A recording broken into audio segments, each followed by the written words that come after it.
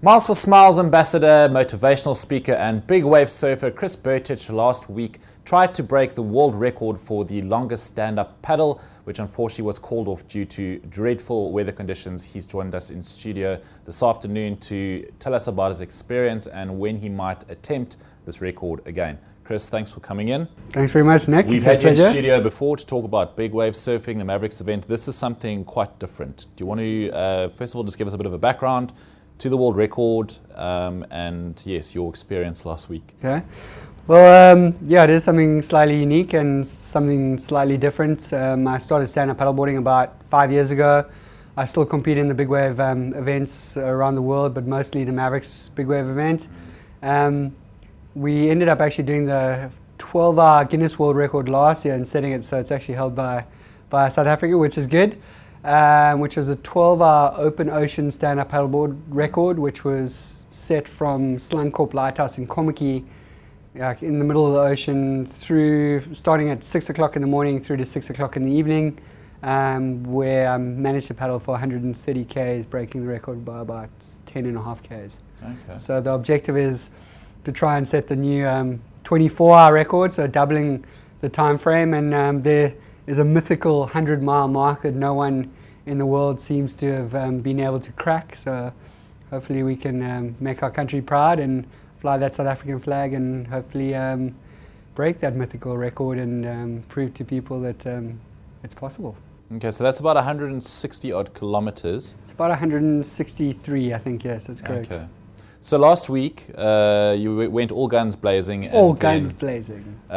Just couldn't pull it off due to weather conditions, which you said were some of the worst you've ever seen. What was it like? The amazing thing about these adventures and everything that I seem to do, whether it be records or competitions or projects or adventures, are all based in the ocean. They're all ocean-based. So no matter how prepared you are, what planning, logistics, preparation, support crew, whether it's live streaming, whether it's live following, everybody knows what date you call it on, you're unfortunately dealing with the one only element which is not a constant, which is the ocean. And it can change at any time. It can go from pleasant to horrendous and life-threatening in the space of minutes or hours. And we started out at about 6 o'clock in the evening just off Cape Point Lighthouse, off the most southern point of the Cape Town Peninsula. So what was the sort of start and the start was about 40 kilometers south of where we started last year, which is basically if you go right to the end of Cape Point at the lighthouse, which we pretty much started straight off there. And the sea state and the forecast was meant to be slightly mellower than we actually anticipated, but even though it was a little bit more difficult to deal with than we imagined, the forecast was meant to go super light in the evening and overnight, so that would have settled the sea state and made it more manageable. But as with a lot of things in life, you got to deal with the obstacles that come your way, and the wind changed to go into the easterly direction, which blows you actually straight out to sea, heading towards Brazil, which is not a good thing.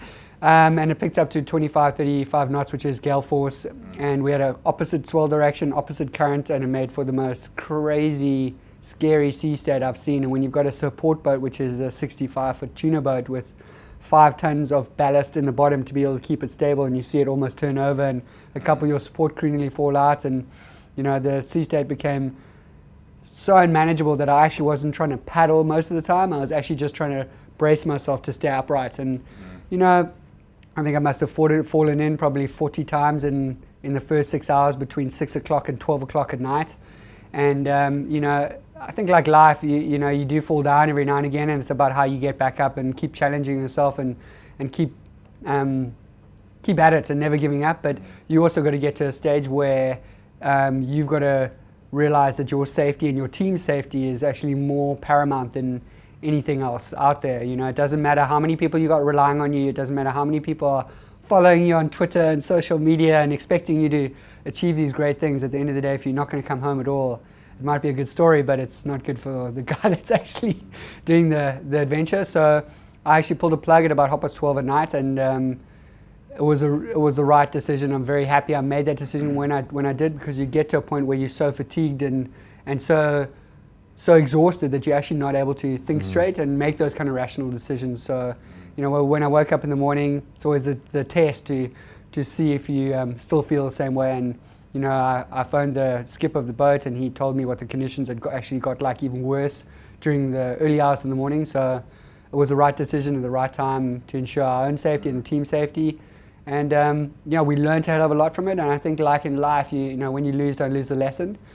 And we learned a lot of valuable lessons. We had great experiences which we've debriefed from and really learned from, to be able to evolve, change, get better, get stronger, get wiser, and include a whole lot of safety measures and precautions in place, and change the start time, change the location where what time we start, what place we start, and how we can actually minimize the risk and be able to proceed with confidence and actually get it right and break that record in the next, hopefully, 3 to 5 weeks. Okay.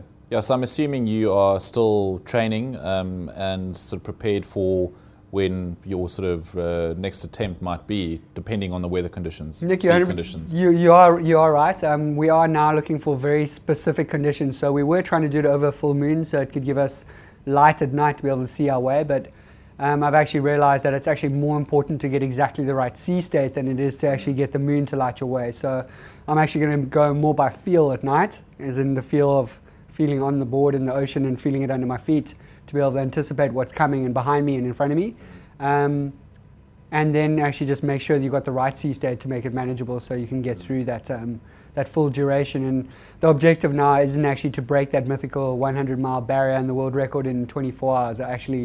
We're actually strategizing now to be able to actually break it in 20 hours and then actually get out of the water and be finished within 20 hours and leave with a happy smile on our face, and hopefully happy smiles on a lot of the kids' faces that we're doing this for, which is from 4 Miles for Smiles.